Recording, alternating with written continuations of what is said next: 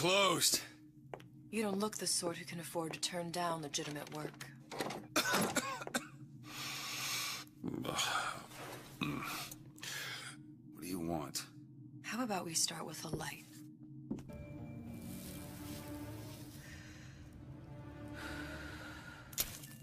Alright, so here we go. BioShock Infinite, Burial at Sea. These are two separate DLCs, Episode 1 and Episode 2, but just to save time, I'll be reviewing both of these together.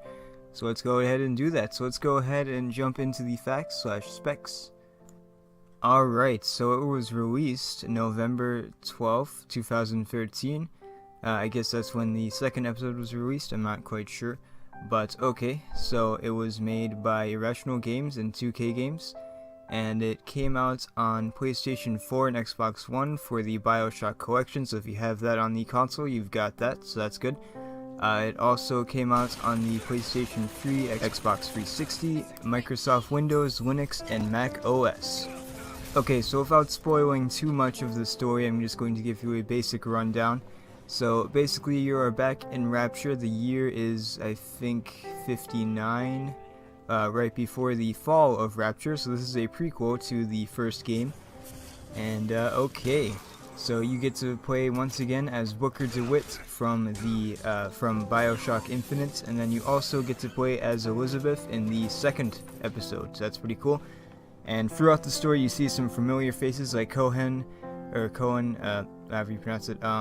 You've got Andrew Ryan. You don't really see him in person, but you get to listen to him. You also get a character that I'm not going to reveal because it's kind of pretty awesome when it's revealed. So okay.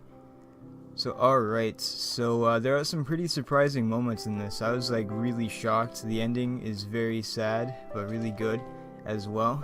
The overall story is just really good. Knocked it out of the park. Did an amazing job. It's a lot of fun stuff. And yeah, the characters, of course, really well written, very enjoyable and stuff, so that's good. Not going to dive in too much to the story because it's not really that long of a game. Well, I guess DLC. It's about 4 hours to defeat it, so yeah. And okay, well, more like 5 hours, but okay. So here's something. If you weren't really a huge fan of the combat system in BioShock Infinite, they kind of switched it back to the original combat system. Like now, like everything is like changed and stuff. I mean, like you can only hold 2 weapons. In this one, you can hold as many weapons as you can find in the game, which I think is pretty cool. It's like a callback to BioShock 1 and 2, which I thought was really cool. And yeah, it's really exciting to see that. And of course, they also have the plasmids, which are kind of just starting to be seen in Rapture, which I thought was pretty cool. And you can get those. There's some that are like the ones from BioShock Infinite. They also add some new ones as well, which is pretty awesome.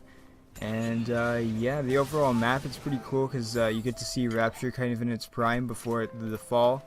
And the game leads up to the fall, even explains like what exactly happened, which I thought was really awesome. Like it basically it's like a perfect ending to BioShock, as much as I don't want to say that, but yeah, if we don't get any more games, this one is definitely the good thing to end it on. I mean, I would like another game, but if we don't get another one, this is pretty good ending, so okay.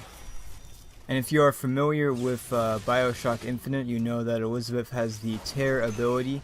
Now this is kind of explored a little bit in the game. It's not like a super big thing, but you get to use it, so that's pretty cool. In the game, you get to fight splicers, of course, from the first BioShock, more or less, pretty much the same. There are also some big daddies in there, not as many as there were in the original game, but you still get to see them. It's awesome that they made a return. And yeah, so overall, it's a really good DLC. I enjoyed it a lot. It's easily one of my favorite things that I've played this year. And yeah, definitely worth the price. And okay, so my rating on it is a 6 out of 6, which is a must-play. It's really awesome. If you're a fan of BioShock at all, it's definitely something to check out. And if you haven't played the series, I recommend playing it first, but this is the perfect ending for the series. So yeah, so thank you guys so much for watching. I hope you enjoyed this video and this review. I'll be reviewing some more games, and alright, so I'll see you guys in the next video. Bye-bye.